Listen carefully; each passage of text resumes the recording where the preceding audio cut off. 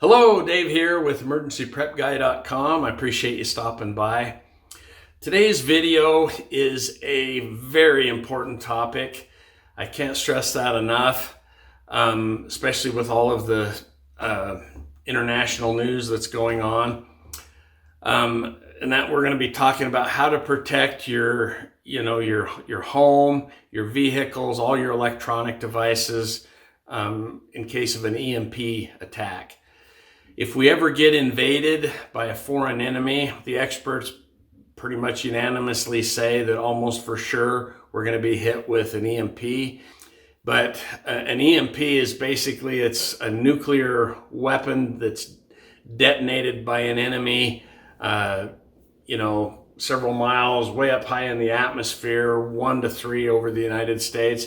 If that happens, literally every circuit or circuit board or electronic device in the entire United States and probably large portions of Mexico and Canada if they're not protected, they'll be fried.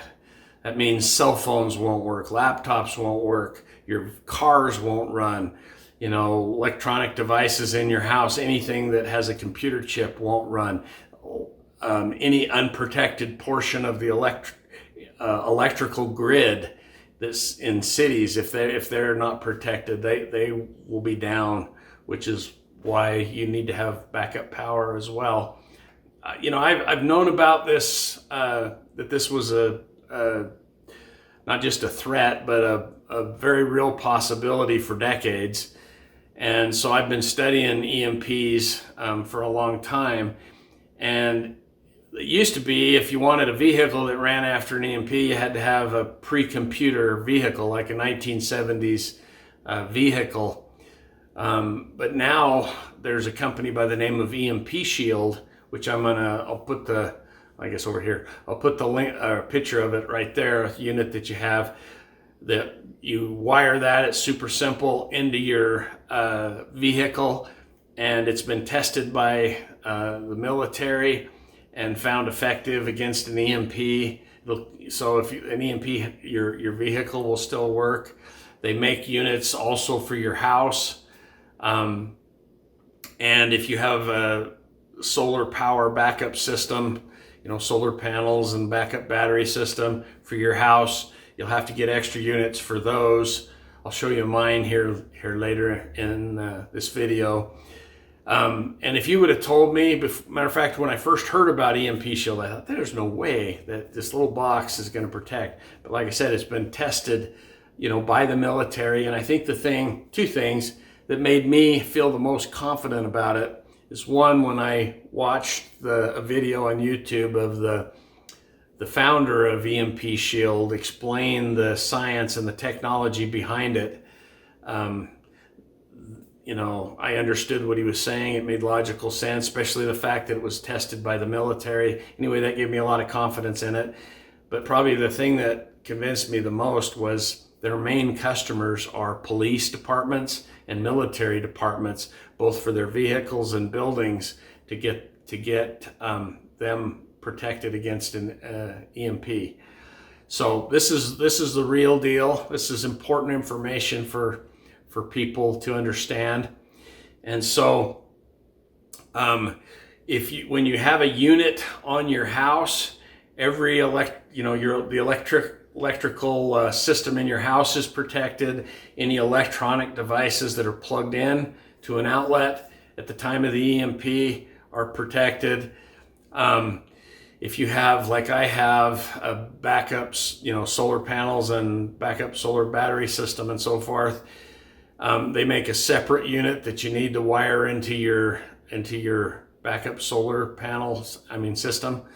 And then my understanding on that, after talking to EMP Shield, because I gave them the specs of my solar system and panels and everything, and they gave me the right units that I needed. And then they said, now this will protect everything except, do you have mini inverters or mini optimizers up on your roof next to each of your solar panels? And I do have optimizers. Those have little electrical boards that's the only part of the solar system that the EMP Shield unit won't protect. So my optimizers were fairly inexpensive. I just went and talked to my solar company, and I ordered an extra optimizer so that I had a backup to replace all of the ones that are on the roof.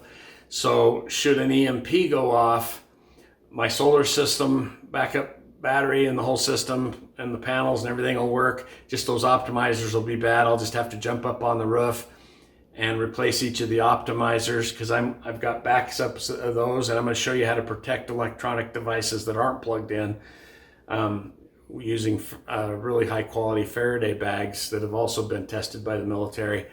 If you see the importance of this and you want to get some EMP Shield units to get your house and your vehicles protected, I'll put a link to EMP Shield below this video.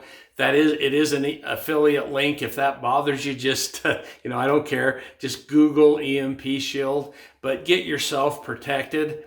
One other thing that will save you some money, EMP Shield gave me a discount code, which is PrepGuy, PREPGUY, all one word, all lowercase.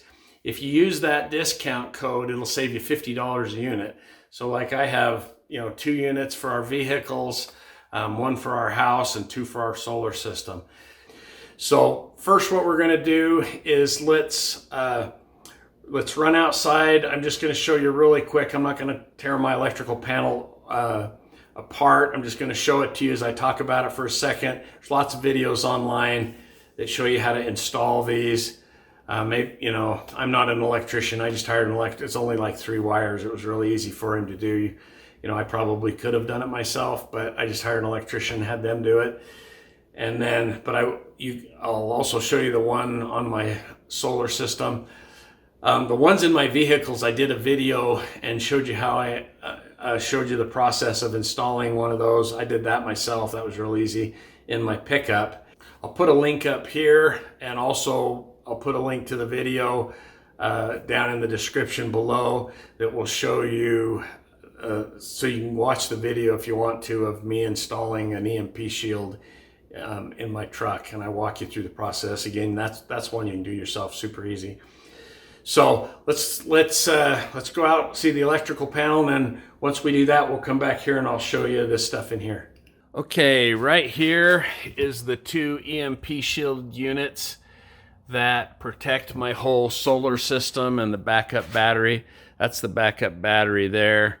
And these are the 2 Solar Edge inverters that I have. Now let's just go take a quick peek at the breaker box. Okay, here's the breaker box. This breaker box right here, if I remember correctly, was the one that the electrician installed the EMP Shield in. That's the one that powers everything that I'll be able to continue running if the grid ever goes down and I'm running just off of the solar panels. If you see all these hornets running around, there's a hornet's nest back here. I'm gonna have to get back here with the spray and get rid of those. Anyway, so this other breaker box is the one that powers the things that I won't be able to run. Like the 220 stove and stuff like that I won't be able to run during if I'm ever running just off the solar panels. These 2 things here are switches that turn the inverters you saw in the garage on and off, if I remember correctly. This is another part of the solar system. I just don't remember what it is at the top of the moment, but that's where the EMP Shield is installed. Okay, the lighting's not the greatest in here, but so I apologize for that, but I've just piled a bunch of stuff here on the table just to kind of show you the things that I'm in the process of still getting into EMP bags so that they're protected in case of an EMP. Now here's a big, the bags come pretty big. These are really high quality EMP bags. They're also military tested. I'll put a link for those also below this video. They come in all kinds of different sizes too, so you don't have to get ones that huge if you don't need them that big. But remember how I was talking earlier about the I have, for each of my solar panels, I have an optimizer on my roof that isn't protected by the EMP Shield unit. So I bought, it wasn't that expensive per unit, so I bought this. There's a box in here with enough optimizers to replace all the ones on the roof. And I put them, sealed them in one of these Faraday bags, and then, wrapped them up, stuck the whole thing in another Faraday bag. So these are double protected, and I recommend you doing that just to be 100% sure that they're going to be protected. Now, this over here, I'll put the link to this video and also, put it up in the corner for you. I did a review on this Titan backup solar generator. This is an amazing unit. But anyway, I give you all the specs in that other video, so I'll let you look at that. This has nothing to do with the solar panels on my roof or the solar system, backup solar system for my house. This is a completely separate unit. I'll show you really quick.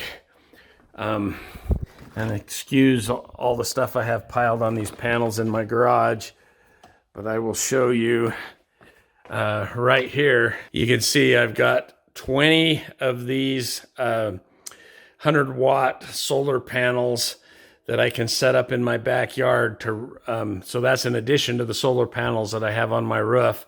But these are specifically designed to feed power into the Titan backup solar generator. And I thought about what I'm planning on doing is building a couple of stands that I can assemble in a hurry. Just keep them in my garage. If I ever need to set those up in the backyard, I can just have those stands that I can set up really quick to mount them on. I also have, a couple of batteries. Anyway, I highly recommend you going and watching the video that I did on the Titan, and you'll see the backup batteries. You can get as many backup batteries for that as you want. Really good system.